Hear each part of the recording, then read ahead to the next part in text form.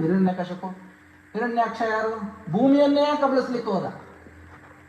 ಏನು, ಆ ಭೂಮಿಯೆಲ್ಲ ನಂದೆ, ಈ ಭೂಮಿಯೆಲ್ಲ ನಂದೆ, ಎಲ್ಲ ಭೂಮಿನೂ ನಂದೆ, ಯಾರು ಇಲ್ಲಿ ವಾಸ ಮಾಡೋದಕ್ಕೆ ಬಿಡಬಾರ್ದು, ಎಲ್ಲ ಭೂಮಿನೂ ನಂದೇ ಆಗ್ಬೇಕು ಅಂತ ಹೇಳ್ದ.